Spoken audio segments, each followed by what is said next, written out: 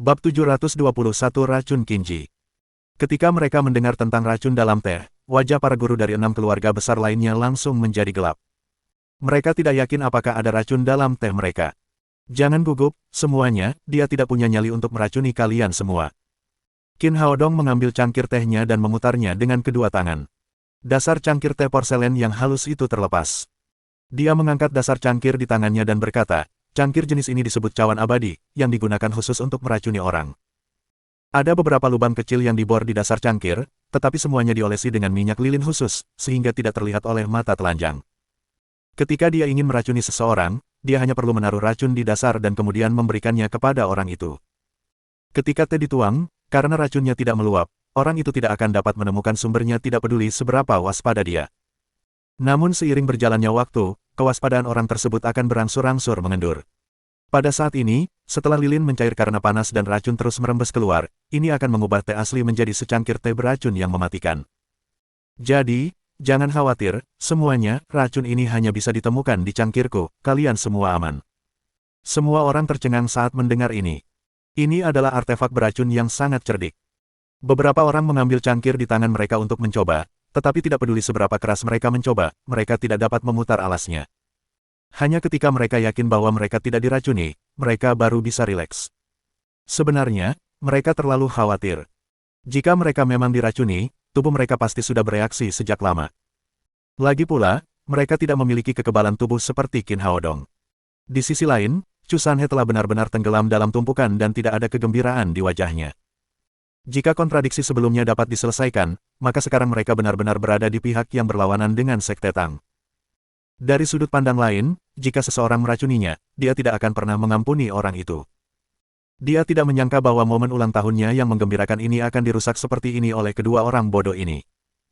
Setelah Qin Haodong selesai menjelaskan cara kerja piala abadi, dia berkata kepada Chu Xuanming, bagaimana menurutmu, Tuan Chu, apakah aku benar? Melihat Qin Haodong tidak terpengaruh oleh racun, kartu truf terakhir Chu Xuanming telah digunakan. Dia tidak lagi setenang sebelumnya.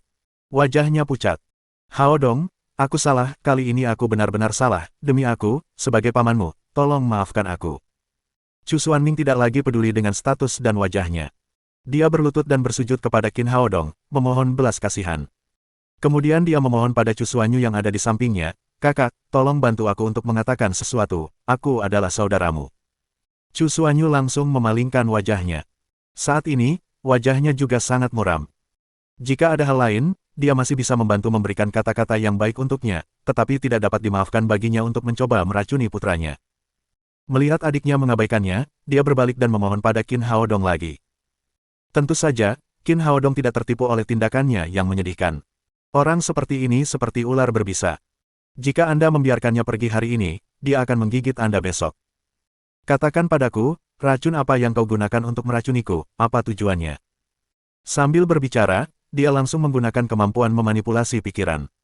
Racun jenis ini disebut racun Qianji. Setelah memasuki aliran darah, racun itu akan berpindah dari satu lokasi ke lokasi lain setiap 2 jam, tidak ada obatnya sama sekali. Jika seseorang tidak bisa mendapatkan penawarnya dalam waktu 24 jam, semua tempat yang dimasuki racun akan rusak dan akhirnya dia akan mati karena tubuhnya akan mulai membusuk. Terlalu biadab, aku tidak percaya ada racun yang begitu kejam. Jika berpindah lokasi setiap 2 jam, bagaimana ia bisa didetoksifikasi? Dia meracuni keponakannya, apakah dia masih manusia? Dia sangat penuh kebencian. Di bawah kendali keterampilan manipulasi pikiran, Chu Xuanming tidak peduli dengan tuduhan orang lain. Ia melanjutkan, bahkan jika Anda mendapatkan penawarnya, Anda tidak dapat menghilangkan semua racunnya. Itu hanya dapat menghilangkan racunnya untuk sementara. Tujuanku meracunimu adalah untuk mengendalikan hidupmu, di masa depan, kau harus mematuhi perintahku. Mendengar hal itu, banyak orang yang tadinya diam, mulai riuh berdiskusi tentang hal ini. Jika dia bisa menggunakan racun untuk mengendalikan Qin Haodong, itu sama saja dengan mengendalikan seluruh Sekte Tang. Sekarang Sekte Tang mendominasi seluruh ibu kota, jadi mengendalikan Sekte Tang sama saja dengan mendominasi ibu kota. Ini menunjukkan betapa ambisiusnya Chu Xuanming. Pada saat yang sama, semua orang juga mengerti mengapa Chu Xuanming mengambil risiko. Ternyata dia memiliki tujuan yang sangat besar. Qin Haodong bertanya lagi, karena kamu sudah menemukan racun yang langka, mengapa kamu masih melakukan trik kotor itu padaku? Chu Xuanming seperti bayi yang patuh, menjawab setiap pertanyaan yang diajukan kepadanya. Aku tahu kamu orang yang sulit dihadapi, jadi aku harus memberikan banyak ide, setidaknya ide-ide itu bisa mengalihkan perhatianmu dan memastikan racunnya bekerja. Pada saat ini, para master dari 7 keluarga besar akhirnya mengerti bahwa Chu Xuanming tidak bodoh, tetapi terlalu cerdik. Pada saat yang sama, rasa takut yang mendalam terhadap Qin Haodong muncul di hati mereka.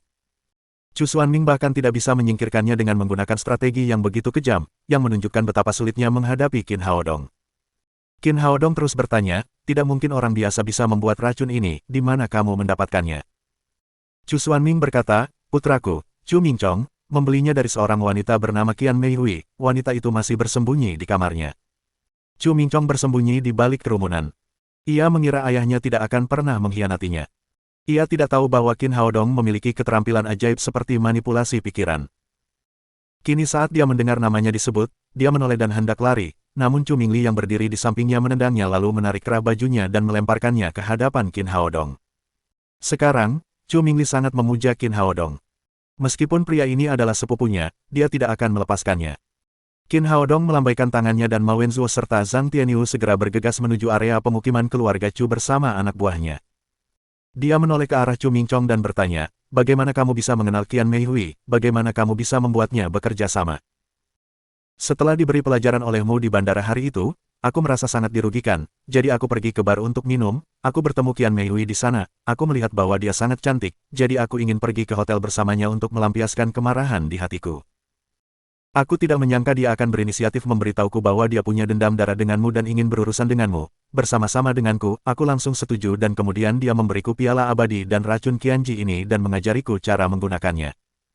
Agar aku tidak curiga, dia kembali ke villa keluarga Chu bersamaku di malam hari, dia tidak pergi dan menunggu kabar dariku. Siapa dia? Apakah dia punya dendam darah denganku? Qin Haodong mencarinya dalam benaknya secara menyeluruh, tetapi dia tidak ingat kapan dia pernah bertemu dengannya sebelumnya.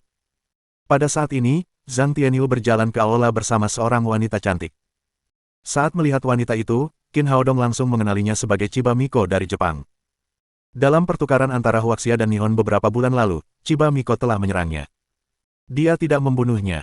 Dia hanya menghancurkan kultivasinya. Qin Haodong tidak menyangka bahwa wanita ini akan memiliki niat balas dendam yang begitu kuat. Setelah sekian lama, dia masih datang ke Huaxia untuk membunuhnya. Setelah sampai di aula, Chiba Miko tampak tenang dan tidak menunjukkan rasa takut. Dia melirik Chu Xuanming dan putranya dengan jijik. Kalian berdua benar-benar tidak berguna, aku sangat kecewa padamu. Setelah itu, dia menatap Qin Haodong dan berkata, dasar orang Huaxia sialan, kau telah menghancurkan kultivasiku. Selama ini, aku telah bekerja keras untuk membuat racun ini dan telah menciptakan racun yang sama sekali tidak memiliki penawarnya. Kupikir aku bisa membunuhmu kali ini, tapi aku tidak menyangka kedua orang bodoh ini begitu tidak berguna sehingga mereka ditemukan olehmu. Qin Haodong menatap Chiba Miko dengan dingin dan berkata dengan tatapan membunuh, aku sudah melepaskanmu terakhir kali, tetapi kamu masih datang ke sini untuk meracuniku, apakah kamu pikir aku tidak berani membunuhmu? Chiba Miko tersenyum bangga. Kau benar, kau tidak akan berani membunuhku, karena kakekku adalah sage pedang, Chiba Kusanagi. Kakekku tidak mengizinkanku berlatih bela diri, jadi tidak masalah jika kau menghancurkan kultivasiku, namun, jika kau berani membunuhku, kakekku pasti akan membunuhmu dan semua kerabatmu. Mendengar bahwa wanita Nihon itu adalah cucu dari Chiba Kusanagi, banyak prajurit yang hadir terharu. Chiba Kusanagi telah mendominasi lingkaran prajurit Nihon selama bertahun-tahun dan dikenal sebagai seniman bela diri nomor 1 di Nihon. Meskipun ia tidak bertarung selama bertahun-tahun, ia diakui sebagai master tingkat Sein. Meskipun sekte Tang kini mendominasi ibu kota, Chiba Kusanagi jelas bukan orang yang bisa dianggap remeh. Mereka tidak tahu bagaimana pemuda di depan mereka akan menghadapi wanita ini. Semua mata tertuju padanya. Qin Haodong mencibir dan berkata, apakah menurutmu seorang lelaki tua Jepang bisa menakuti kita? Senyum dingin muncul di sudut mulut Chiba Miko. Apakah aku membuatmu takut? Tahukah kamu mengapa aku tidak pergi, tetapi menunggumu untuk menangkapku di keluarga Chu? Ini hanyalah salah satu rencanaku. Jika racunku tidak bisa membunuhmu, aku akan membiarkanmu menangkapku. Lebih baik jika kau bisa membunuhku dan kemudian membiarkan kakekku membalaskan dendamku secara langsung, setelah itu kau akan mati. Wanita ini benar-benar tidak normal, dia bahkan bisa menemukan cara seperti itu untuk membalas dendam. Menurutku wanita ini menggertak, dia sama sekali tidak ingin mati. Aku tidak tahu apakah Qin Haodong berani membunuh wanita ini, kakeknya adalah sage pedang Nihon. Di tengah begitu banyak diskusi, Chiba Miko mengangkat dagunya dan berkata dengan nada provokatif, bagaimana menurutmu, beranikah kau membunuhku? Maumu? Setelah berkata demikian, Qin Haodong menjentikkan jarinya dan embusan angin pun melesat keluar, memasuki sisi kiri dada Chiba Miko. Chiba Miko sama sekali tidak memiliki kultivasi. Hatinya langsung hancur. Matanya terbuka lebar, penuh dengan keengganan. Jelas, dia tidak ingin mati. Dia tidak percaya bahwa Qin Haodong berani membunuhnya. Namun, semuanya menjadi kenyataan. Setelah beberapa detik, tubuhnya jatuh ke tanah dengan bunyi gedebuk dan tidak ada napas tersisa. Melihat Qin Haodong berani membunuh cucu dari pendekar pedang, Chu Xuanming dan Chu Mingchong ketakutan setengah mati. Mereka segera berlutut di tanah dan memohon belas kasihan. Jangan bunuh aku, kita ini saudara-saudara. Haodong, aku pamanmu, aku bisa memberikan semua hartaku padamu, tapi jangan bunuh aku. Qin Haodong menatap dua orang di depannya dan berkata dengan nada dingin, sebagai orang negara kita, ketika kalian berkolusi dengannya untuk meracuniku, pernahkah kalian berpikir bahwa kita adalah saudara-saudara? Ketika kamu berulang kali merencanakan sesuatu yang jahat padaku, tidakkah kamu pikirkan akibat dari kegagalanmu? Pada saat ini, semua orang yang hadir merasakan niat membunuh darinya dan menyadari bahwa kedua orang itu tampaknya berada dalam bahaya besar. Namun, karena aura agung Qin Haodong, tidak ada yang berani berdiri dan berbicara untuk mereka. Berdiri di sampingnya, Chu Sanhe melihat bahwa nyawa putra dan cucunya berada di ujung tanduk, tetapi ia tidak mampu menghentikannya. Dia menoleh untuk melihat Chu Xuanyu, berharap putrinya dapat menghentikan Qin Haodong. Namun, Chu Xuanyu bahkan tidak melihatnya dan tidak berniat untuk berbicara sama sekali. Meskipun titik akupuntur Jin Xiuying telah terkena, dia telah melihat semuanya dengan jelas. Ekspresinya terus berubah. Jelas, dia khawatir tentang putra dan cucu kesayangannya. Namun sekarang, dia tidak bisa mengucapkan sepatah kata pun dan dia tidak bisa bergerak sama sekali. Bab 722 biarkan tubuhmu tetap utuh. Menghadapi rentetan pertanyaan, Chu Xuanming dan putranya tidak bisa berkata apa-apa. Yang mereka pikirkan sebelumnya adalah seberapa besar keuntungan yang akan mereka dapatkan setelah berhasil dan tidak pernah mempertimbangkan kemungkinan gagal. Qin Haodong berkata dengan nada dingin, orang-orang sepertimu sama sekali tidak pantas hidup di dunia ini. Namun, karena kamu berasal dari keluarga Chu, aku akan membiarkan tubuhmu tetap utuh. Melihat Qin Haodong ingin membunuh mereka, Chu Xuanming dan putranya tahu bahwa mereka tidak dapat menghentikannya. Mereka melompat dari tanah dan hendak melarikan diri, tetapi setelah mengambil dua langkah, dua hembusan angin menghantam punggung mereka. Plop, plop. Chu Xuanming dan Chu Mingchong jatuh ke tanah di samping tubuh Chiba Miko. Tidak ada napas tersisa di antara mereka berdua. Melihat dua murid inti keluarga Chu terbunuh, semua yang lain terkejut. Namun dalam keadaan seperti itu, tidak ada yang berani bersuara. Aula besar itu begitu sunyi sehingga mereka bisa mendengar napas satu sama lain. Semua orang tahu bahwa masalah ini tampaknya belum berakhir. Kemungkinan besar keluarga Chu tidak akan bisa melarikan diri kali ini. Seperti yang diharapkan, Qin Haodong perlahan tersadar. Ia berkata kepada Chu Sanhe, yang berdiri di sampingnya, awalnya, ibu dan aku kembali untuk merayakan ulang tahunmu, tetapi apa yang dilakukan keluarga Chu, mereka sengaja mencoba menjebak kita, sebagai kepala keluarga, kau tidak bisa dimaafkan. Chu Sanhe tidak peduli dengan rasa sakit kehilangan putranya. Dia segera berkata, semua ini dilakukan oleh putraku yang tidak berbakti di belakangku. Aku tidak tahu apa-apa tentang itu. Tentu saja aku tahu itu. Jika kau terlibat, kau tidak akan punya kesempatan untuk berbicara denganku lagi. Qin Haodong berdiri, memancarkan aura kuat yang menekan semua orang yang hadir. Dia berkata dengan enteng, aku bisa saja menghancurkan keluargamu dari ibu kota berdasarkan apa yang telah dilakukan keluarga Chu kepadaku, tetapi aku akan memberimu kesempatan demi ibuku. Turunkan tahta dan serahkan posisi kepala keluarga kepada pamanku, lalu tinggalkan ibu kota, kali ini aku akan membiarkan keluarga Chu pergi. Merasakan momentumnya yang kuat, semua anggota keluarga Chu terdiam. Ketika mereka mendengar bahwa dia hanya meminta Chu Sanhe untuk turun tahta, orang-orang ini segera menghela napas lega. Dibandingkan dengan kehancuran keluarga Chu, ini adalah pilihan terbaik. Adapun para penguasa dari 6 keluarga besar lainnya, meskipun mereka tampak sangat tenang, mereka merasa sangat gelisah di dalam hati mereka. Kecuali Qin Haodong, tidak ada yang bisa memaksa penguasa dari keluarga besar untuk turun tahta. Meskipun dia tahu bahwa ini sudah merupakan hukuman yang paling ringan, Chu Sanhe masih berkata dengan enggan, Haodong, posisiku cepat atau lambat akan diserahkan kepada Xuanli, tapi sekarang dia masih sedikit muda. Jika aku pensiun dari posisi kepala keluarga, aku khawatir dia tidak akan mampu mengendalikan anggota keluarga lainnya. Bagaimana menurutmu, jika kita dapat menundanya selama beberapa tahun, aku akan secara otomatis memberikan posisi itu kepada Chu Xuanli dalam 10 tahun. Qin Haodong menoleh ke arah keluarga Chu dan bertanya, paman saya akan menjadi kepala keluarga Chu, apakah kalian semua setuju? Suaranya tidak keras, tetapi penuh keagungan. Saya mendukung Chu Xuanli menjadi pemimpin keluarga Chu. Orang pertama yang berbicara adalah tetua pertama, Chu Sanchuan. Tetua kedua, Chu Sanhai, juga berteriak, saya mendukung Chu Xuanli untuk menjadi pemimpin keluarga Chu. Kedua orang ini adalah tetua paling bergengsi dari keluarga Chu. Setelah mereka berbicara, anggota keluarga Chu lainnya juga menggema, kami mendukung Chu Xuanli sebagai kepala keluarga. Saya tidak keberatan, Chu Xuanli adalah orang yang paling cocok untuk menjadi kepala keluarga. Orang-orang ini telah melihatnya dengan jelas. Wanita tua yang kejam, Jin Xiuying, telah benar-benar menyinggung Chu Xuanyu dan putranya. Selain itu, Chu Xuanming baru saja melakukan banyak hal yang menghina. Jika Chun Sanhe tidak membiarkan Chu Xuanli menjadi kepala keluarga Chu akan hancur. Terlebih lagi, mereka juga tahu bahwa Chu Xuanli memiliki hubungan paling dekat dengan Qin Haodong. Dia adalah satu-satunya orang di keluarga Chu yang diakui oleh Qin Haodong. Begitu Chu Xuanli menjadi kepala keluarga Chu pasti akan mendapatkan dukungan penuh dari Sekte Tang. Akan sulit bagi mereka untuk tidak menjadi kuat di masa depan. Selama kekuatan keluarga Chu meningkat, kepentingan mereka tentu akan terjamin. Anak-anak dari keluarga besar ini selalu menganggap keuntungan mereka sebagai faktor terpenting. Selama mereka dapat menjamin kepentingan mereka sendiri, tidak masalah siapa yang akan menjadi kepala keluarga. Terlebih lagi, Chu Xuanli sudah menjadi ahli kekuatan tertinggi tingkat 9. Sebagai kepala keluarga, dia dapat segera memperkuat keluarga Chu dan tidak ada yang dapat menemukan alasan untuk menentangnya. Oleh karena itu, di bawah interogasi Qin Haodong, semua anggota keluarga Chu yang hadir berdiri untuk mendukung Chu Xuanli sebagai kepala keluarga. Jelas bahwa anggota keluarga umum mendukungnya. Melihat orang-orang di depannya, wajah Chu Sanhe menjadi pucat. Dia tahu bahwa posisinya sebagai kepala keluarga benar-benar akan segera berakhir. Dia hanya bisa berkata tanpa daya, baiklah, mulai hari ini dan seterusnya, saya akan pensiun dari jabatan ini, saya akan meninggalkan ibu kota dalam beberapa hari. Pada saat ini, hatinya dipenuhi dengan penyesalan. Jika dia menganggap Qin Haodong sebagai cucunya sendiri sejak awal, jika dia bisa menyentuh Chu Xuanyu dengan cinta keluarga kali ini, mungkin semuanya tidak akan berakhir seperti ini. Namun, tidak ada kesempatan untuk menyesal di dunia ini. Dia hanya bisa memikirkannya dalam hatinya. Chu Xuanli belum pulih dari keterkejutannya.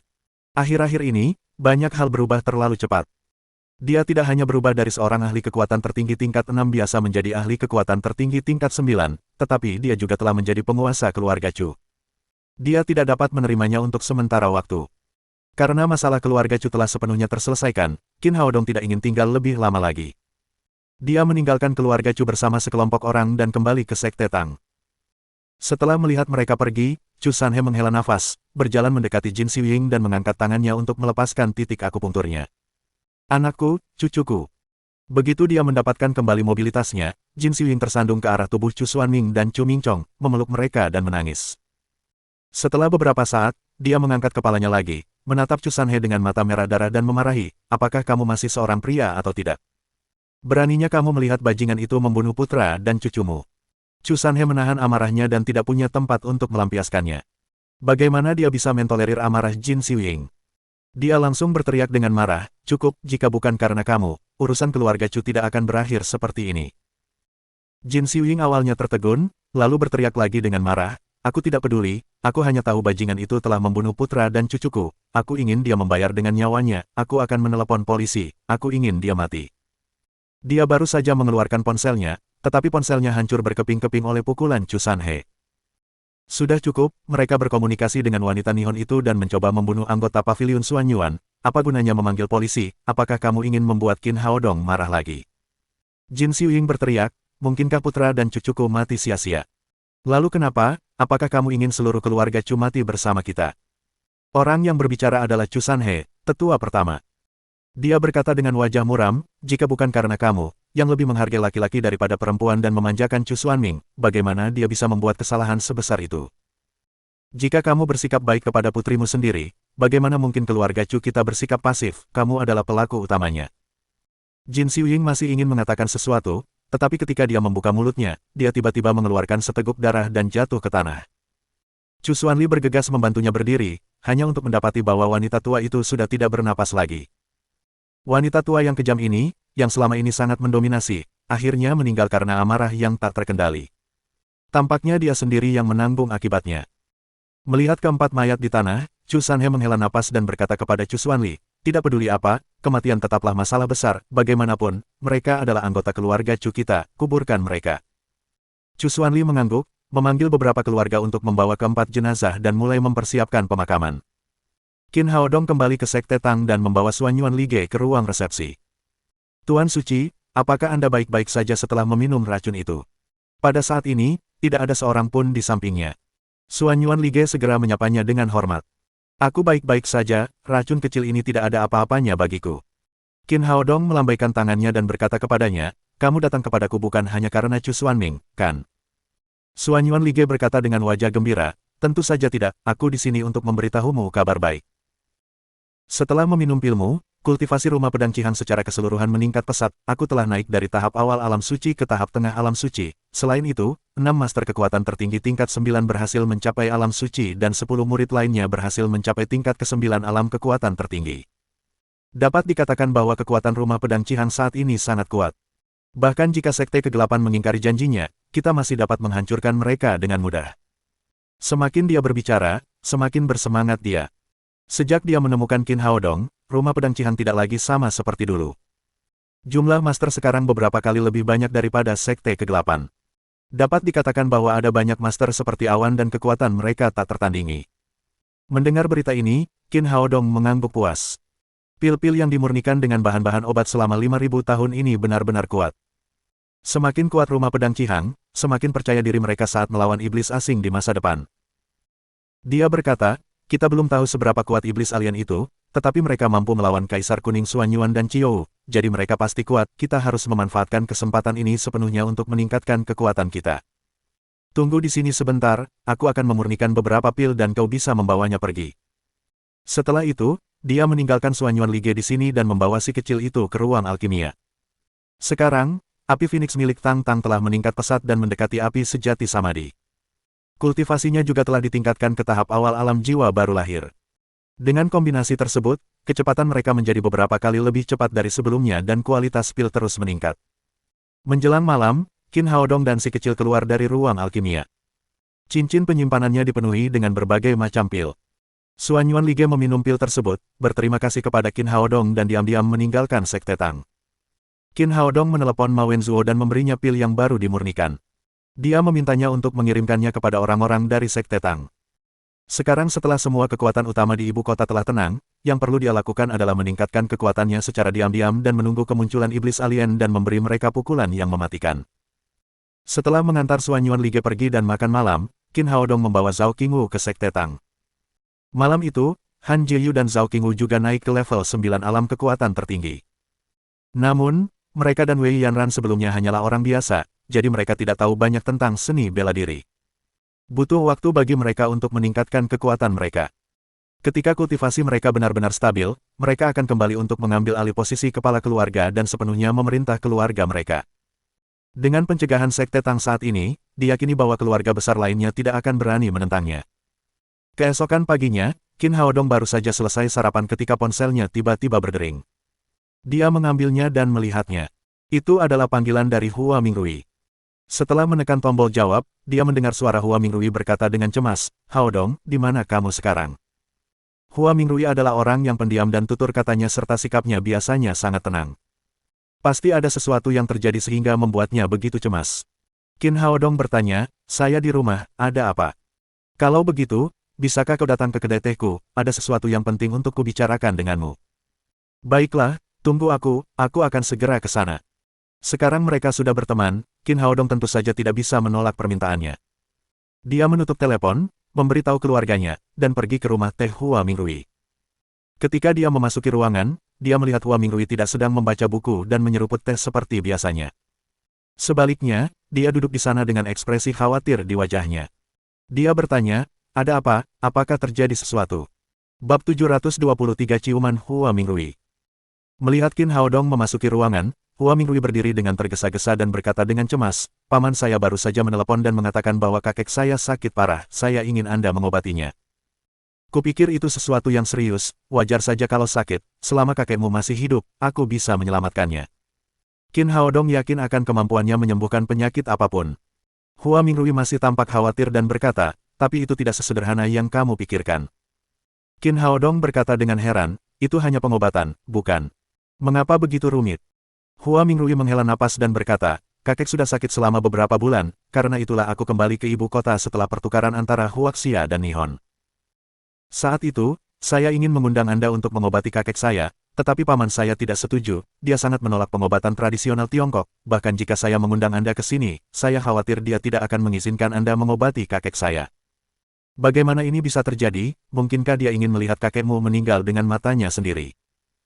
Itu tidak benar, paman saya juga sangat berbakti. Selama ini, ia telah mengundang dokter-dokter terkenal dari seluruh dunia untuk mengobati penyakit kakek saya, tetapi mereka semua adalah dokter pengobatan barat. Hua Mingrui meminta Qin Haodong untuk duduk dan kemudian berkata, ada alasan mengapa paman saya membenci pengobatan tradisional Tiongkok. Saat dia masih kecil, dia pernah mengalami demam, dia salah didiagnosis oleh dokter pengobatan tradisional Tiongkok dan hampir kehilangan nyawanya. Sejak saat itu, dia tidak lagi mempercayai pengobatan tradisional Tiongkok dan bahkan sangat membencinya. Baik dirinya maupun keluarganya, mereka menolak untuk menemui dokter pengobatan tradisional Tiongkok setiap kali mereka sakit. Qin Haodong berkata, sebenarnya, yang seharusnya dia benci bukanlah pengobatan tradisional Tiongkok, tetapi dukun itu. Tidak ada masalah dengan pengobatan tradisional Tiongkok, tetapi pada keterampilan medis orang itu. Dukun tidak hanya ada dalam pengobatan tradisional Tiongkok, tetapi juga dalam pengobatan barat. Dalam hal jumlah kecelakaan medis, pengobatan tradisional Tiongkok memiliki insiden yang lebih sedikit. Kita tidak dapat memboikot pengobatan tradisional Tiongkok karena hal ini. Kau benar, itu benar, tetapi pamanku memiliki ketakutan psikologis karena kejadian yang terjadi saat ia masih kecil. Aku sudah mencoba membujuknya beberapa kali, tetapi ia menolak untuk berubah pikiran. Qin Haodong berkata, kalau begitu, aku tidak punya cara lain untuk membantumu. Kakekmu sekarang sakit parah, jika keluarganya tidak setuju, aku tidak bisa mengobatinya.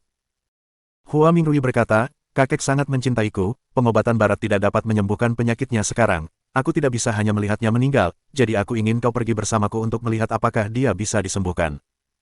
Qin Haodong berkata, aku bisa pergi menemuinya, tetapi jika pamanmu tidak setuju denganmu, aku khawatir itu akan sangat sulit.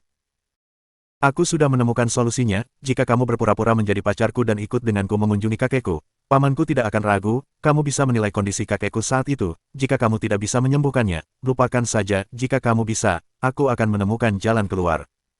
Ketika dia mengatakan ini, rona merah muncul di pipinya yang pucat. Dia tidak pernah punya pacar seumur hidupnya. Itu juga pertama kalinya dia meminta seseorang untuk berpura-pura menjadi pacarnya.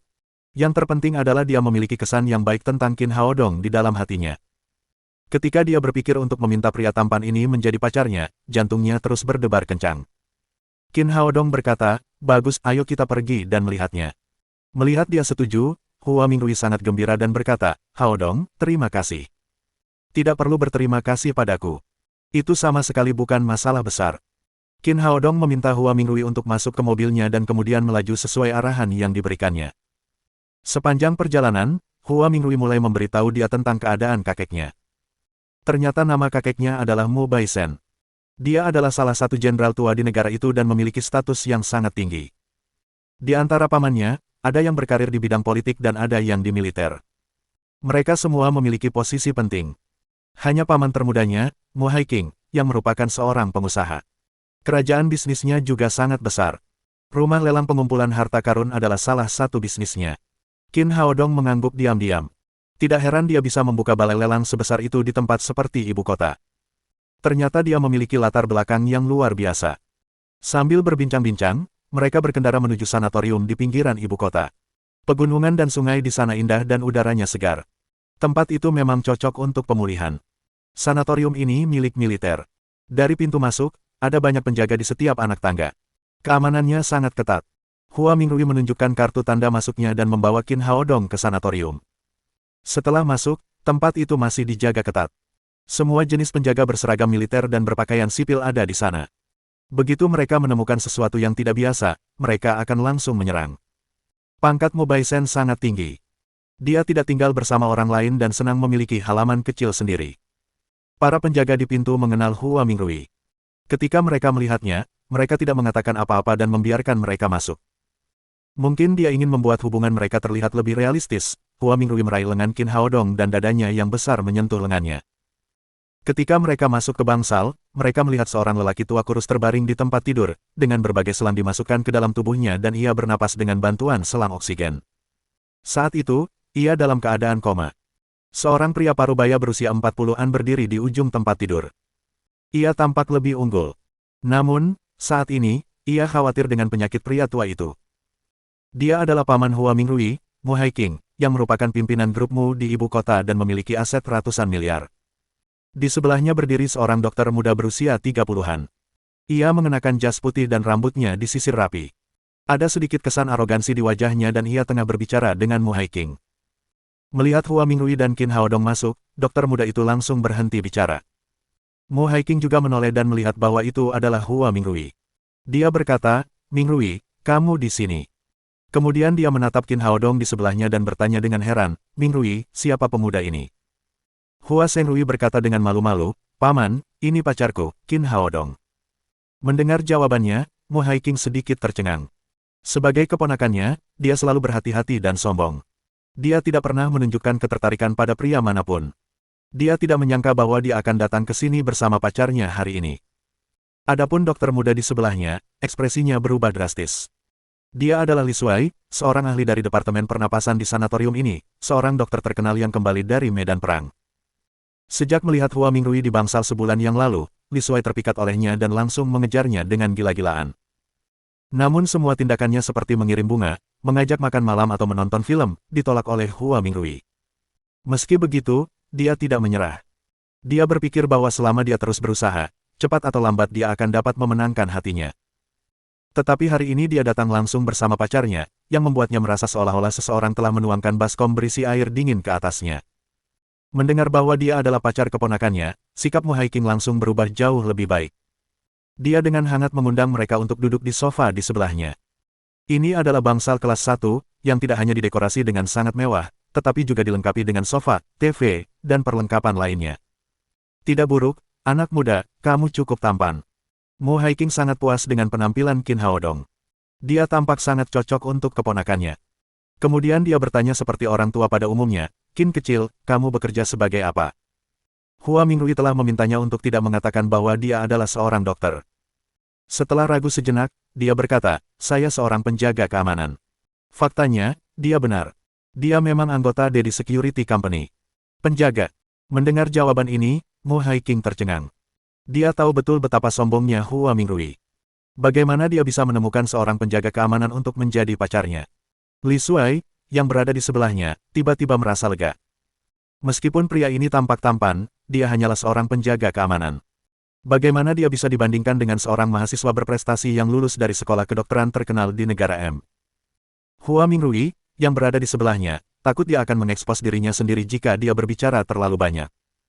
Dia segera berkata, "Paman, Haodong dan aku di sini untuk mengunjungi kakek." Ketika ayahnya datang, Mu Haiqing yang tadinya sedikit santai, langsung menjadi serius lagi. Kondisi kakekmu sekarang sangat buruk. Menurut perkiraan Dr. Li, dia hanya bisa bertahan paling lama 3 hari. Melihat spesialisasinya disebutkan, Li Shuai tidak dapat melepaskan kesempatan untuk pamer. Dia segera melangkah maju dan berkata, "Memang demikian sekarang, tetapi saya telah meminta guru saya untuk segera datang ke Huaxia dari Asosiasi Medis Dunia.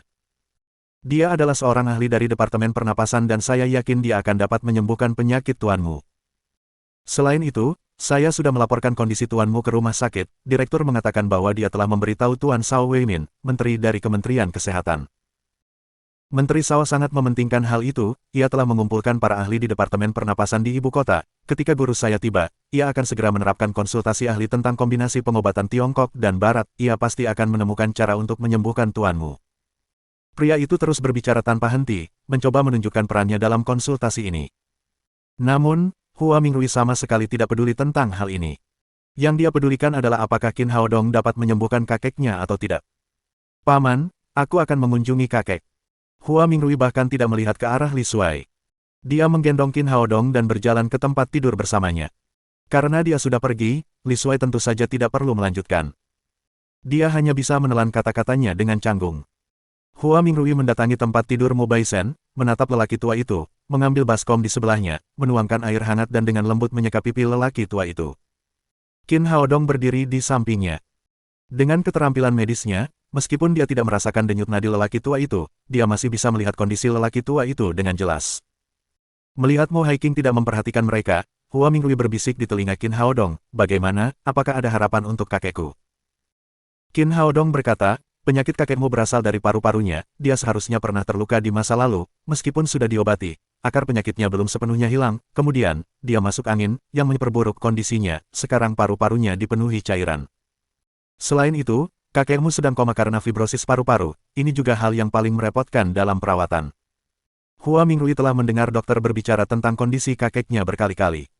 Apa yang baru saja dikatakan Qin Haodong tidak berbeda dengan hasil pemeriksaan yang teliti itu, menggunakan peralatan yang paling mutakhir. Dengan ekspresi penuh harap di wajahnya, dia bertanya, bisakah kamu menyembuhkan penyakit ini?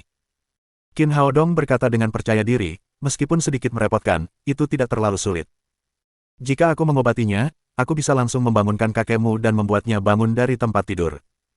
Aku bisa menyembuhkannya sepenuhnya setelah 3 kali perawatan. Benarkah, itu hebat? Hua Mingrui sangat gembira. Selama ini, dia telah mendengar tentang kondisi kakeknya dan betapa sulitnya mengobatinya. Pada akhirnya, mereka tidak dapat menyembuhkannya. Sekarang setelah dia mendengar kabar baik Qin Haodong dan jarak di antara mereka tidak begitu jauh, dia tidak bisa menahan diri untuk tidak mencium pipi Qin Haodong karena kegembiraan. Meskipun Li Shuai selalu berbicara dengan Mu Haiqing, dia memperhatikan Hua Mingrui. Ketika dia melihat Hua Mingrui diam-diam mencium Qin Haodong, wajahnya tiba-tiba menjadi sangat muram. Hua Mingrui juga sangat malu dengan tindakan impulsifnya tadi. Pipinya yang putih dan lembut begitu merah hingga tampak meneteskan darah. Untuk menghindari rasa malu, dia segera mengganti topik pembicaraan dan berkata, aku akan berbicara dengan pamanku sekarang dan mencoba membujuknya agar setuju untuk membiarkanmu merawat kakek. Bab 724 Mu Haiqing keras kepala. Qin Haodong hendak mengatakan sesuatu, tetapi suara langkah kaki terdengar dari pintu. Kemudian lebih dari selusin orang masuk, dipimpin oleh seorang pria paruh baya berjaket. Dia berusia sekitar 50 tahun dan tampak kurus, tetapi dia bersemangat. Pria ini adalah Zhao Weimin, Wakil Menteri Pertama Kementerian Kesehatan Huaxia. Di sebelahnya ada seorang pria kulit putih berambut pirang dan bermata biru. Ia mengenakan jas dan tampak sangat teliti. Ia berbicara dengan Zhao Weimin dalam bahasa Mandarin yang fasih sambil berjalan. Pria ini adalah James, murid utama Qin Haodong sekaligus ahli kardiopulmoner dari Asosiasi Medis Dunia. Dia telah berlatih bahasa Mandarin dengan giat, jadi dia jauh lebih fasih berbahasa Mandarin daripada sebelumnya. Jika Anda memejamkan mata, Anda tidak akan menyadari bahwa pria yang berbicara bahasa Mandarin ini sebenarnya adalah orang asing. Di belakang mereka ada lebih dari selusin dokter berjas putih, semuanya adalah pakar kardiopulmoner terkemuka di ibu kota. Saat melihat orang-orang ini, Mu Haiqing dan Li Shuai segera menghampiri mereka dan menyambut mereka di bangsal. Dengan kehadiran orang-orang ini, Qin Haodong dan Li Shuai menyadari bahwa ini bukanlah kesempatan yang baik untuk membujuk Mu Haiqing agar menerima pengobatan tradisional Tiongkok. Jadi mereka hanya berdiri diam di sudut untuk melihat apakah para ahli ini punya ide bagus. James, yang dikelilingi orang lain, tidak melihat Qin Haodong berdiri di samping mereka. Li Shuai berlari menghampiri James begitu dia melihatnya, dan berkata, Guru, selamat datang di sini. Dia pernah bekerja dengan James selama beberapa waktu ketika James belajar di M Country. Dia adalah salah satu dari banyak murid James. Namun sikap James cukup dingin. Ia hanya mengangguk pelan tanpa berkata apa-apa lagi. Ia lebih terlihat seperti seorang ahli yang direkrut oleh Kementerian Kesehatan, dan sepertinya mereka tidak ada hubungannya satu sama lain. Setelah memberi salam singkat, Zhao Weimin bertanya kepada James mengenai keadaan tuan-tuamu, lalu berkata kepada Li Shuai, silakan perkenalkan situasi tuanmu kepada semua ahli. Li Shuai jelas bersemangat untuk memperkenalkan diri di hadapan begitu banyak pakar. Ia ingin pamer kepada Hua Mingrui, tetapi ia tidak menemukannya bahkan setelah mencari-cari di seluruh ruangan. Tentu saja, dia tidak bisa membuang-buang waktu lagi. Dia langsung menyerah, berdeham, dan mulai memperkenalkan diri. Masalah utama tuanmu adalah paru-parunya, saat masih muda, ia tidak mendapatkan perawatan lengkap setelah terluka, dan kondisinya semakin memburuk setelah masuk angin. Sekarang vena paru-parunya lebih tebal, sudut kostodiafragma kiri menjadi tumpul sementara pleura kiri menebal dan melekat, disertai efusi. Paru-paru kiri atas memiliki tuberkulosis paru lama, dan aktivitasnya terbatas. Lobus paru-paru cenderung mengalami atrofi, dan fibrosis paru semakin parah. James dan para ahli lainnya tampak cukup santai pada awalnya. Namun setelah mendengarkan pengantar Li Shuai, wajah mereka semua menjadi muram. Mereka semua mengerutkan kening ketika mendengar bahwa lobus paru-paru mulai mengalami atrofi dan fibrosis paru-paru semakin parah. Setelah mendengarkan pengantar Li Shuai, James memeriksa kembali materi pemeriksaan secara mendetail. Akhirnya, ia meletakkannya dengan muram dan berkata kepada Zhao Weimin, Menteri Zhao, saya minta maaf, kondisi pasien telah memburuk hingga batas tertentu, dan tidak ada yang dapat saya lakukan. Para ahli lainnya juga mengangguk setuju. Mereka semua adalah dokter terkenal, tetapi tidak semua penyakit dapat disembuhkan. Mereka tidak dapat berbuat apa-apa terhadap penyakit tuan tuamu.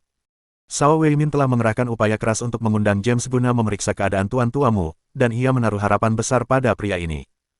Namun kini James berkata bahwa tidak ada yang dapat ia lakukan. Ia langsung berkata, Tuan James, Anda adalah seorang ahli kardiopulmoner, dan tuanmu adalah pahlawan negara kita, tolong selamatkan dia. James mengangkat bahu dan berkata, Menteri Sao, saya benar-benar minta maaf, namun, kita sama-sama setara dalam menghadapi penyakit paru-parunya sangat serius dan saya tidak bisa berbuat apa-apa.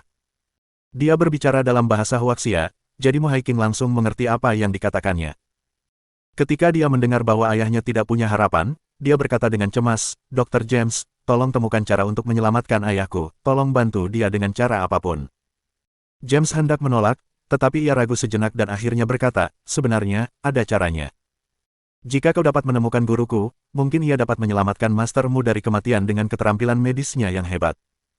Demi memenangkan hati Hua Mingrui, Li Shuai bersikap cukup positif di hadapan keluargamu. Ia melangkah maju dan berkata, Guru, tolong beritahu saya, di mana gurumu, saya bisa mengundangnya untuk datang ke sini. Aku di sini. Melihat para ahli ini tidak dapat berbuat apa-apa dan tuan tua itu sekarang dalam kondisi kritis, Qin Haodong tahu bahwa dia tidak dapat membuang waktu. Dia langsung berdiri di samping. Setelah dia selesai berbicara, semua orang yang hadir melihat ke arah suaranya. Baru kemudian mereka melihat Qin Haodong dan Hua Mingrui yang berdiri di sudut. Mu Haiking mengerutkan kening dan merasa kesal. Dia tidak menyangka bahwa pacar keponakannya begitu tidak dapat diandalkan. Beraninya dia membuat lelucon di saat kritis ini. Sebelum dia bisa mengatakan apapun, Li Shuai bergegas mendekat dan berteriak kepada Qin Haodong, beraninya kau mempermalukanku di depan umum. Qin Haodong tersenyum dan berkata, aku tidak mempermalukanmu, aku memang guru dari gurumu. Apa maksudmu? Dengan begitu banyak ahli yang hadir, Li Shuai merasa kesal setelah diejek beberapa kali oleh Qin Haodong. Selain itu, Hua Mingrui juga ada di sini. Dia melambaikan tinjunya dan hendak memukul Qin Haodong. Namun tiba-tiba sebuah tangan besar terjulur dan mencengkeram pergelangan tangannya, dia tuanku. James menghentikan Li Shuai dan melangkah ke arah Qin Haodong. Dia membungkuk rendah dan berkata dengan hormat, Tuan, apa yang membawamu ke sini? Apa, Tuan? Jika James bukan seorang ahli kardiopulmoner terkenal dari World Medical Association, yang lain mungkin akan tertawa terbahak-bahak. Pemuda ini berusia sekitar 20 tahun, sedangkan James berusia 40-an. Mengapa dia memperlakukan pemuda ini dengan sangat hormat? Sao Weimin dan Mu Haiking yang berdiri di samping juga tampak bingung. Mereka tidak tahu apa yang sedang terjadi. Berdiri di samping mereka, Li Shuai semakin bingung. Dia tidak mengerti apa yang telah terjadi. Ia mencoba menenangkan diri dan berkata kepada James, Tuan, apakah Anda salah, orang ini sama sekali bukan dokter, ia hanya seorang penjaga keamanan. James menegakkan tubuh dan berkata kepadanya dengan tajam, apa yang sedang kamu bicarakan? Tuan memang memiliki perusahaan keamanan, tetapi dia juga seorang dokter bijak yang terkenal di Jiangnan. Dia adalah dokter paling terkemuka di zaman kita. Aku katakan kepadamu, kamu harus meminta maaf kepada guru sekarang, atau aku tidak akan menjadi gurumu lagi.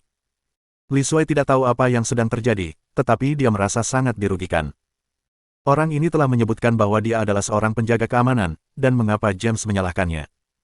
Mereka dulunya adalah saingan dalam cinta, dan bagaimana Qin tiba-tiba menjadi tuan dari tuannya. Qin Haodong tidak mengatakan apa-apa. Dia hanya menatap Li Shuai dengan penuh minat dan bertanya-tanya apa yang akan dia lakukan. Jika dia meminta maaf, dia harus mengorbankan harga dirinya. Namun jika dia menolak James, dia akan kehilangan kepentingannya. Lagi pula, James adalah anggota inti Asosiasi Medis Dunia sekaligus ahli kardiopulmoner. Namanya adalah merek emas, dan menjadi muridnya akan memberinya manfaat dan kehormatan besar, setidaknya dalam industri medis. Li Shuai ragu-ragu untuk waktu yang lama, tetapi akhirnya memilih untuk menundukkan kepalanya dan meminta maaf kepada Qin Haodong, dengan berkata, maaf, Grandmaster, saya telah membuat kesalahan besar. Qin Haodong menggelengkan kepalanya tanpa suara. Jika Li Shuai bersikeras melindungi harga dirinya, setidaknya itu akan membuktikan bahwa dia tulus terhadap Hua Mingrui dan layak dikaguminya. Sayangnya, dia akhirnya memilih keuntungan dan melepaskan harga dirinya. Dia melambaikan tangannya dan tidak ingin berdebat dengan orang seperti itu. Li Shuai minggir tanpa suara. Dia tahu bahwa dia tidak lagi memenuhi syarat untuk mengejar Hua Mingrui. Mendengar bahwa Qin Haodong adalah dokter terkenal yang disebutkan James, secercah kegembiraan melintas di wajah Mu Haiking. Ia berkata kepada Hua Mingrui, gadis kecil, mengapa kau tidak mengatakan yang sebenarnya padaku? Pacarmu adalah seorang dokter terkenal, jadi mengapa kau memberitahu kami bahwa ia adalah seorang satpam, apakah kau tidak ingin merawat kakekmu? Hua Mingrui berkata dengan ragu-ragu, Paman, saya meminta Haodong untuk menyembunyikan identitasnya karena dia adalah seorang praktisi pengobatan Tiongkok. Lupakan saja, karena keterampilan medis Little Qin sangat bagus, biarkan dia mengobati tuan tua sekarang, kita bisa memberinya apapun yang dia inginkan jika dia bisa menyembuhkan ayah. Mu Haiqing berkata dengan mendesak. Namun tiba-tiba dia tersadar dan wajahnya mendung. Apa, praktisi pengobatan Tiongkok? Hua Mingrui mengangguk. Ya, Haodong adalah seorang praktisi pengobatan Tiongkok. Keluar dari sini, praktisi pengobatan Tiongkok tidak diterima di sini. Mu Haiqing menunjuk ke arah pintu dan berbicara dengan kasar. Jelas bahwa dia memiliki prasangka yang mendalam terhadap pengobatan tradisional Tiongkok. Paman, apa yang sedang kamu lakukan? Aku mengundang Haodong untuk mentraktir kakek. Diam, pengobatan tradisional Tiongkok sama sekali tidak bisa menyembuhkan penyakit, dia pembohong. Mu Haiqing berkata dengan tegas, keluarkan dia dari sini sekarang, praktisi pengobatan Tiongkok tidak diterima di sini. Sebelum Qin Haodong sempat berkata apa-apa, James berteriak dengan sangat marah, mengapa kamu begitu kasar, mengapa kamu berprasangka buruk terhadap pengobatan tradisional Tiongkok, itu adalah keterampilan ajaib, dan guruku adalah dokter terbaik, tidak ada penyakit yang tidak dapat disembuhkannya. Para ahli lainnya tercengang melihat pemandangan ini. Seorang huaxia berambut kuning dan bermata hitam menolak pengobatan tradisional Tiongkok dengan histeris sementara seorang pria kulit putih berambut pirang dan bermata biru berusaha sekuat tenaga membela pengobatan tradisional Tiongkok. Sungguh lucu. Pada saat ini, Zhao Weimin berdiri, melangkah maju 2 langkah, dan berkata kepada Qin Haodong, anak muda, apakah Anda Qin Haodong, kepala perusahaan pengobatan tradisional Tiongkok Tangmen, yang telah menemukan ramuan pemulihan darah dan pil pemelihara ginjal Jiubao? Qin Haodong mengangguk dan menjawab, ya, Menteri Zhao. Sungguh pemuda yang menjanjikan, Anda telah membawa kejayaan bagi rakyat Huaxia. Atas nama 4 juta pasien leukemia, saya harus mengucapkan terima kasih yang sebesar-besarnya kepada Anda. Zhao Weimin membungkuk kepada Qin Haodong saat dia berbicara. Ucapannya bukan ditujukan untuk dirinya sendiri, tetapi untuk semua pasien leukemia di Huaxia. Ramuan pemulihan darah menyelamatkan nyawa mereka dan banyak keluarga pada saat yang sama. Sebagai wakil menteri pertama Kementerian Kesehatan, dia tahu semua detail tentang ramuan pemulihan darah. Dia tahu betul bahwa pemuda ini tidak mendapatkan sepeser pun dari pembuatan pil itu dan menjualnya dengan harga pokok. Dia mengagumi tipe dokter yang benar-benar peduli dengan pasiennya. Dia selalu ingin pergi ke Jiangnan untuk mengunjungi dokter bijak, tetapi dia tidak menyangka bisa bertemu dengannya hari ini. Qin Haodong segera membantu Zhao Weimin berdiri. Menteri Zhao, Anda menyanjung saya hanya melakukan apa yang seharusnya dilakukan seorang dokter. Anak muda, kamu tidak sombong atau tidak sabaran, itu hebat. Zhao Weimin menoleh ke arah Mu Haiqing dan berkata, saudaramu, Medical Sage adalah papan nama emas.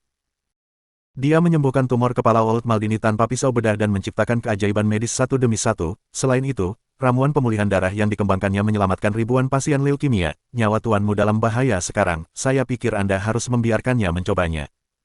Semua orang mengira Mu Haiqing pasti akan menerima tawaran itu karena Menteri Zhao telah memberikan jaminan untuk Qin Haodong. Namun, dia menggelengkan kepalanya lagi dengan tegas dan berkata, tidak. Bab 725 selesaikan masalah dengan paksa. Saya tidak percaya pada pengobatan tradisional Tiongkok, itu hanya akan membunuh ayah saya, itu sama sekali tidak dapat menyembuhkan penyakitnya. Mu Haiqing berteriak dengan ekspresi histeris. Qin Haodong menggelengkan kepalanya tanpa suara. Tampaknya Mu Haiqing sangat terpengaruh oleh kejadian itu dan penolakannya terhadap pengobatan tradisional Tiongkok sudah mengakar kuat di benaknya. Akan sangat sulit untuk mengubah pikirannya. Zhao Weimin mencoba meyakinkannya. Tuanmu, keterampilan medis Qin Haodong telah diverifikasi oleh orang-orang di seluruh dunia, Anda harus mempercayainya. James berkata, Tuanmu, tidak ada cara lain untuk menyelamatkan ayahmu kecuali memilih pengobatan tradisional Tiongkok dan guruku, aku dapat meyakinkanmu bahwa pengobatan barat tidak efektif untuknya sekarang. Hua Mingrui berkata, Paman, percayalah pada Haodong, dia pasti akan menyembuhkan kakek, apakah kamu ingin melihatnya mati? Ketiganya bekerja sama untuk membujuknya, tetapi Mu Haiqing tetap tidak mau berubah pikiran. Dia menolak untuk menerima pengobatan-pengobatan tradisional Tiongkok. Kita tidak punya banyak waktu sekarang. Mu Baisen sekarang sakit parah, jadi Qin Haodong menghentikan 3 orang lainnya yang masih berusaha membujuk Mu Haiqing. Dia melangkah maju dan meraih lenganmu, lalu mereka mendengar suara keras dan teriakanmu. Semua orang terkejut.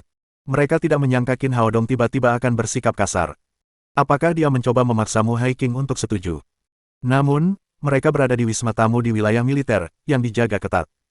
Mereka mungkin akan mendapat masalah nanti. Melihat Qin Haodong mematahkan lengan Mu Haiqing, Li Shuai yang tadinya berjongkok di sudut, langsung menjadi bersemangat. Ia berdiri dan berteriak, hentikan sekarang juga, beraninya kau menyakiti tuanmu. Kemudian dia berteriak kepada para penjaga yang berdiri di luar bangsal, penjaga, kemarilah, dia memukuli tuanmu. Setelah dia selesai berbicara, terdengar serentetan langkah kaki di luar pintu, lalu beberapa penjaga bersenjata lengkap bergegas masuk. Hua Mingrui berkata dengan cemas, Hao Dong, tetap tenang dan hentikan ini. Cao Weimin juga berkata, Qin kecil, tenanglah, jangan impulsif. Namun, Qin Hao Dong tidak berniat untuk berhenti sama sekali. Dia mencengkeram leher Mu Haiqing dengan tangan kanannya dan menekan ibu jarinya dengan lembut. Yang lain mendengar suara retakan sekali lagi. Tangan kirinya meluncur turun dan menekan ruas tulang belakang lumbar Mu Haiqing. Kemudian terdengar suara retakan lagi. Kemudian dia menggerakkan kedua tangannya ke atas dan menekannya dengan lembut di pelipis di kedua sisi. Kemudian dia menarik tangannya dan berdiri di samping. Semua tindakannya lancar dan cepat. Para penjaga akhirnya datang setelah dia selesai. Li Shuai menunjuk ke arah Qin Hao Dong dan berteriak, itu dia telah menyakiti tuanmu. Wajah pengawal utama menjadi muram. Pria ini berani melukai tuannya di sanatorium militer. Dia langsung menunjuk Qin Hao Dong dan berteriak, penjaga, tangkap dia. Beberapa penjaga hendak bergegas dan membawanya, tetapi Mu Haiqing menghentikan mereka. Dia meregangkan bahu, leher, dan pinggangnya, lalu menatap Qin Hao Dong dengan heran. Apa yang kau lakukan padaku? Qin Hao Dong berkata dengan acuh tak acuh, kamu tidak percaya pada pengobatan tradisional Tiongkok, bukan? Sekarang aku akan menunjukkan kepadamu keajaibannya. Kamu menderita periartritis scapulohumeral yang parah di lengan kirimu, masalah dengan vertebra serviks keempat, dan penonjolan diskus lumbar keempat. Aku baru saja membantumu mengatasinya. Jadi, bagaimana perasaanmu sekarang? Mu Haiqing tidak menyangka Qin Hao Dong akan menggunakan cara ini untuk membuatnya percaya pada praktisi pengobatan Tiongkok. Dia mencoba menyangkalnya, tetapi tubuhnya tidak tahu bagaimana cara berbohong. Bahu, leher, dan pinggangnya memang jauh lebih nyaman daripada sebelumnya. Qin Hao Dong melanjutkan, lagi pula, akhir-akhir ini kamu tidak bisa tidur nyenyak karena khawatir dengan penyakit tuan-tuamu, kamu pernah menderita migrain sebelumnya, jadi sakit kepalamu semakin parah sekarang dan kamu tidak bisa tidur nyenyak, ini seperti lingkaran setan, dan aku juga baru saja menyembuhkannya. Pada saat yang sama, Anda juga bisa mengalami gastritis superfisial dan tukak lambung yang relatif serius. Namun, pijat saja tidak cukup untuk menyembuhkannya, dan Anda memerlukan akupuntur atau obat-obatan.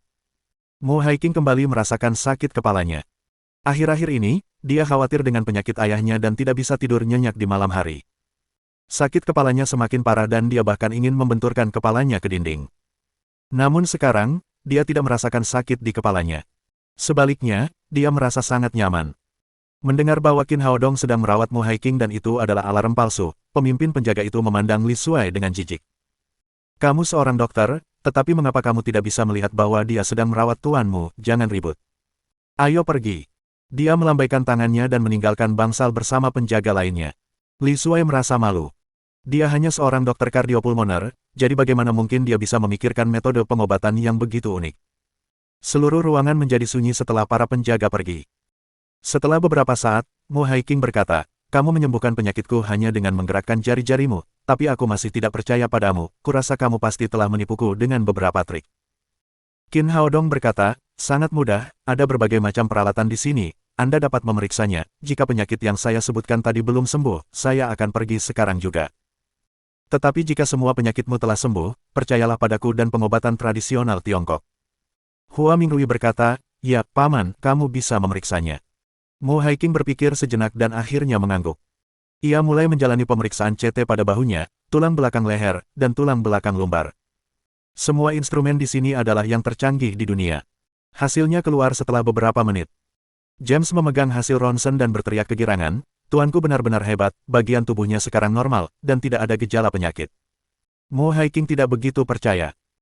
Ia meminta para ahli lain untuk memeriksa hasil ronsen, dan kesimpulan akhirnya adalah sendi bahu, ruas tulang leher, dan tulang belakang lumbar semuanya sangat sehat dan tidak ada masalah. Mendengar hasilnya, Hua Mingrui, Cao Weimin, dan James semuanya tampak santai. Mereka berpikir bahwa Mu Haiqing pasti akan menerima keterampilan medis Qin Hao Dong. Namun orang-orang itu tetap meremehkan kekeras kepalaannya. Setelah mengetahui bahwa semua penyakitnya telah sembuh, ia tetap diam dan tidak mengatakan apapun. Qin Hao Dong sudah mengerahkan seluruh tenaganya, tetapi Mu Haiqing masih ragu. Raut wajah Qin Hao Dong langsung muram. Tuanmu, keterampilan medis saya layak diperlakukan dengan bermartabat, alasan saya menawarkan diri untuk merawat tuanmu adalah karena ia adalah pahlawan Huaxia dan telah memberikan kontribusi besar bagi masyarakat Huaxia. Jika kau lebih memilih melihat ayahmu meninggal daripada mengabaikan prasangkamu, maka aku tidak punya apa-apa untuk dikatakan. Sampai jumpa. Dia sudah berusaha sekuat tenaga. Jika Mu Haiking masih tidak mau menerima pengobatan tradisional Tiongkok, maka dia hanya bisa membiarkan Mu Baisen mati. Kemudian dia melangkah keluar dari bangsal. Namun Hua Mingrui berteriak dengan cemas, "Haodong, tunggu sebentar." Qin Haodong tidak berhenti, dia terus berjalan keluar dari bangsal. Meskipun mereka adalah teman baik, dia tetap harus menjaga martabat pengobatan tradisional Tiongkok. Karena Mu Haiking tidak mau menerima tawarannya, dia tidak perlu memaksakannya. Hua Mingrui menoleh ke arah Mu Haiking dan berteriak, "Paman, dukun itu gagal menyembuhkanmu karena ia tidak ahli dalam keterampilan medis. Kamu seharusnya tidak menyalahkan pengobatan tradisional Tiongkok untuk itu. Pengobatan barat pasti juga telah membunuh seseorang, dan dokter mereka mungkin juga melakukan kesalahan. Hidup kakek sedang dipertaruhkan sekarang, apakah kamu ingin melihatnya mati tanpa melakukan apapun?" Mu Haiking akhirnya membuat keputusan saat Qin Haodong hendak keluar dari bangsal. "Dokter Qin, tunggu sebentar, ini salahku, tolong bantu ayahku." Pada akhirnya, Mu Haiking memilih untuk mempercayai keterampilan Qin Haodong. Ia mendobrak batasan psikologis dan membiarkan seorang praktisi pengobatan Tiongkok merawat ayahnya. Semua orang yang hadir menghela napas lega. Qin Haodong juga berhenti dan berbalik. Karena Mu Haiking telah mengakui kesalahannya, dia harus mengobati penyakitnya demi Hua Mingrui dan Mu Baisen. Dia berjalan ke tempat tidur dan Cao Weimin berkata, "Qin kecil, apakah kamu perlu memeriksa hasil pemeriksaan?" Qin Haodong menggelengkan kepalanya dan berkata, "Tidak, aku baru saja memeriksa tuan tuamu dan aku tahu apa yang salah dengannya." Dokter setengah baya lain dalam kelompok ahli bertanya, "Dokter Qin, bagaimana Anda ingin merawat tuanmu?" "Dengan akupuntur dan obat-obatan, melalui akupuntur, saya dapat membangunkan Tan-mu terlebih dahulu dan membantunya memulihkan mobilitasnya. Namun, dia sakit parah, jadi dia masih perlu minum obat tradisional Tiongkok untuk perawatan lebih lanjut." Qin Haodong kemudian mengeluarkan kantong jarum dari sakunya. Dokter tua lainnya bertanya, "Dokter Qin, paru-paru tuanmu mulai menunjukkan tanda-tanda fibrosis, apakah akupuntur Anda benar-benar manjur?" Qin Haodong berkata dengan bangga, "Akupuntur orang lain mungkin tidak berhasil, tetapi akupunturku pasti efektif. Fibrosis adalah penyakit paru-paru yang paling serius, bahkan lebih mengerikan daripada kanker perut. Jika orang lain yang menyembuhkannya, mereka tidak akan bisa menyembuhkan mastermu." Namun, Qin Haodong ahli dalam akupuntur peremajaan, yang dapat mengatasi fibrosis. Melihatnya begitu percaya diri, para dokter lainnya merasa ragu. Namun, sekarang tidak ada cara yang baik untuk menghadapi Mu Baisen, jadi mereka hanya bisa menyaksikan pemuda itu melakukan keterampilan medisnya dengan tenang. Qin Haodong pergi ke samping tempat tidur, melepaskan semua jenis alat, dan menghentikan pasokan oksigen. Yang lain terkejut. Dengan kondisi Tan-mu saat ini, ia akan segera berada dalam bahaya tanpa alat-alat ini. Seperti yang diduga, saat oksigen dicabut, tuanmu langsung merasa kesulitan bernapas, dan wajahnya pun menjadi lebih pucat. Mu Haiking terkejut, tetapi sebelum dia bisa berbicara, Qin Haodong menusuk lebih dari selusin jarum perak ke titik akupuntur utama di dada Mu Baisen. Sungguh menakjubkan. Dengan bantuan jarum perak ini, napas tuan tuamu segera menjadi stabil dan wajahnya juga sangat rileks. Setelah melihat efek ajaibnya, Mu Haiking menutup mulutnya dan menelan semua kata-katanya. Dia kini lebih percaya pada keterampilan medis Qin Haodong. Setelah jarum perak menusuk kulitnya, Qin Haodong tidak berhenti. Tangannya terus bergerak di ujung jarum dan terus-menerus menyuntikkan ki sejati kayu hijau ke dalam tubuhnya. Karakteristik paling unik dari akupuntur peremajaan adalah ia dapat mengatur ulang jaringan tubuh manusia. Dengan efek ajaib ki asli kayu hijau pada penyakit, kondisi Mu Baisen membaik drastis. Fibrosisnya hilang sepenuhnya, dan meridian yang tersumbat dibuka oleh ki asli. Sekitar 15 menit kemudian, Qin Haodong mengeluarkan jarum perak. Kemudian, dia memasukkan pil peningkat fisik ke dalam mulut tuanmu. Pil ini dibuat olehnya dan putrinya dengan bahan-bahan obat yang berusia 5.000 tahun. Baik bahan maupun metode pemurniannya telah ditingkatkan secara signifikan, sehingga khasiatnya beberapa kali lipat lebih besar dari sebelumnya. Semua orang memperhatikan mereka dalam diam.